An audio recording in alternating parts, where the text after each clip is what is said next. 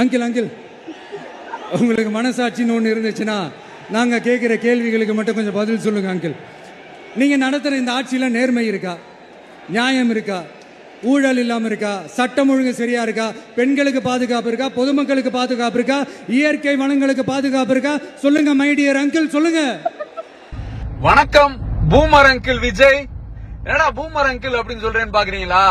அதாவது மதுரை மாதிரி ஒரு கெத்தான மாசான ஒரு ஊர்ல வந்துட்டு நீங்க அந்த பாண்டிச்சேரி 300 ஓட்டு கவுன்சிலர் புசி இப்படி எல்லா பேருமே பூமர் மாதிரி தான் பேசிட்டு இருந்தீங்க. அது யாரு? அந்த லாட்டரி பையன் ஆதவ். அது என்ன சொல்றாப்ல, தம்பியே வா தலைமை ஏற்க வா அப்படின்னு அண்ணா சொன்னாருன்னு. விஜய், அண்ணா சொன்னது தம்பியே வா அப்படின்னு சொன்னாரு, உங்களை மாதிரி தற்குறியே வா அப்படின்னு சொல்லல. அப்புறம் நீங்க பேசும்போது சொல்றீங்களே 1967 அண்ணா உருவாக்குனதையும் 1977 எம்ஜிஆர் செஞ்சதையும் நான் செய்வேன் அப்படின்னு. அந்த இடத்துலதான் நீங்க ஒரு நடிகைங்கிறத கரெக்டா காமிச்சீங்க. அடுத்தவன் வசனம் எழுதி கொடுக்கறத அப்படியே பேசுற ஆளு அப்படின்னு. அதாவது விஜய், 1967 வெற்றி பெற்றப்ப பேரறிஞர் அண்ணாட்ட பத்திரிகையாளர்கள் எல்லாம் கேட்டாங்க, அதாவது தேர்தல் அரசியல்ல ஈடுபட்ட 10 ஆண்டுகள்ல இவ்வளவு பெரிய வெற்றி பெறுவோம் அப்படின்னு நினைச்சு பாத்தீங்களா அப்படின்னு கேட்டாங்க அண்ணாட்ட. அதுக்கு அண்ணா சொன்னாரு, இது 10 ஆண்டு கால வெற்றி கிடையாது, எங்க பாட்ட நீதி கட்சி தலைவர்கள்லாம் போட்ட அஸ்திவாரத்துல உருவாக்குன வெற்றி அப்படின்னு சொன்னாரு. சரிதா? அதாவது நீதி கட்சி தொடங்கி 1938 இந்திய எதிர்ப்பு, 1957 தேர்தல் அரசியல் அப்படின்னு அவ்வளவு போராட்டங்களுக்கு பிறகுதான் அண்ணா வந்து அவ்வளவு பெரிய வெற்றி பெற்றாரு. சரிங்களா? அதே மாதிரி எம்ஜிஆரும் 1957 தேர்தல், 62 தேர்தல், 67 தேர்தல், 71 தேர்தல்னு எல்லா தேர்தலையும் வந்து திமுக தொண்டனா, ஒரு திமுகவோட நிர்வாகியா, திமுகவோட போராளியா களத்துல பணி செஞ்சுதான் அந்த வெற்றி அவருக்கு சாத்தியமாச்சு. அதனால யாருமே இங்க வந்து சும்மாலாம் இருக்க கிடையாது. அப்புறம் நீங்க சொல்றீங்களே விஜயகாந்த், புரட்சி கலைஞர் விஜயகாந்த் இருக்காருல்ல, அவருமே அவருடைய நடிக்கிற காலகட்டத்துல திமுகவோட தான் இருந்தாரு. அதுக்கப்புறம் 2000 கொடி வெளியிட்டு 2011 தான் அவரால் எதிர்கட்சி தலைவராகவே ஆக முடிஞ்சுச்சு. இதுதான் வந்து அரசியல். சினிமா மாதிரி நினைச்சோம்னா வேஷம் கட்ட முடியாது விஜய். இங்க வந்து யாரோ வந்து எழுதி கொடுக்கறாங்க அப்படின்னா எதையாவது பேசிட்டு இருக்க கூடாது. அப்புறம் பேசும்போது சொல்றீங்களே, நான் வந்து வேட்டையாட வர்ற சிங்கம், வேடிக்கை பார்க்க வரமாட்டேன் அப்படின்னு சொல்றீங்களே. அதாவது பஞ்சுக்கு வேணா அது நல்லா இருக்கலாம், ஆனா சிங்கம்ங்கிறது என்ன தெரியுமா?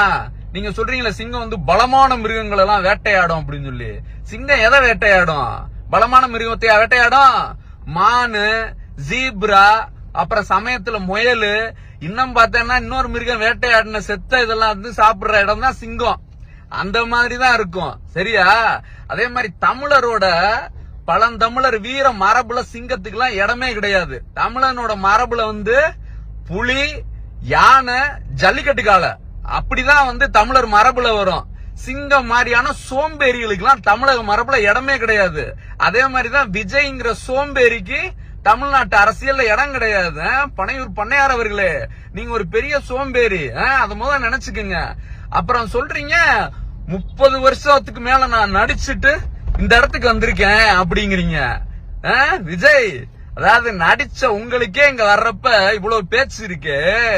50 வருஷமா போராடி இந்திரா காந்தி மாதிரி வலுவான லீடர் எல்லாம் எழுதி பார்த்து பாருங்க. முத்துவேல் கருணாநிதி ஸ்டாலின் 50 வருஷம் போராடின தலைவன். எங்களுக்கு எப்படி இருக்கும்? அதாவது விஜய், நீங்க பேசுறதுக்கு முன்னாடி அந்த 300 ஓட்டு கவுன்சிலர் புசிட்டையோ அல்ல அந்த லாட்டரி பையன் மார்டின்ட்டே கேக்குறதுக்கு பதிலா உங்க பக்கத்துல அந்த IRS வாங்கிட்டு விட்டுட்டு வந்திருக்காப்ல ஒரு பையன், அருண் பிரசாத்தா அருண்குமாரா, அந்த பையன்ட்ட கேளுங்க, நீ எப்படி தம்பி IRS ஆன அப்படின்னு சொல்லி. முத்தமிழ் அறிஞர் கலைஞர் போராடி வாங்கி கொடுத்த அந்த OBC இடஒதுக்கீடாலதான் நான் IRS ஆனேன்னு அவர் சொல்லுவாப்ல. அதான் அந்த வரலாறெல்லாம் தெரிஞ்சுக்கங்க. இல்லன்னா உங்க அப்பாட்ட கேளுங்க, கலைஞர் எவ்வளவு பெரிய ஆளுன்னு உங்க அப்பாவுக்கு தெரியும். அந்த காலகட்டத்தில் உங்க அப்பாவே வந்து கலைஞர்கிட்ட அண்டிதான் பொழைச்சாப்ல. அப்புறம் உங்களை மாதிரி ஜெயலலிதாட்ட போய் ஒரு படத்துக்காக கெஞ்சினவங்க திமுக காரன் எவனுமே இருக்க மாட்டான். அப்படி ஒரு படம் முக்கியமா போய் கெஞ்சனுமான்னா திமுக காரன் சுயமரியாதை தான் முக்கியம் நிப்பான். விஜய் மாதிரி வந்து சப்ப பையங்க தான் போய் வந்து அங்க போய் கெஞ்சனுக்கு நின்னுட்டு இருப்பாங்க. தெரியுதா விஜய்? அதனால அந்த வரலாறு எல்லாம் தெரிஞ்சுட்டு வந்து நீங்க பேசுங்க.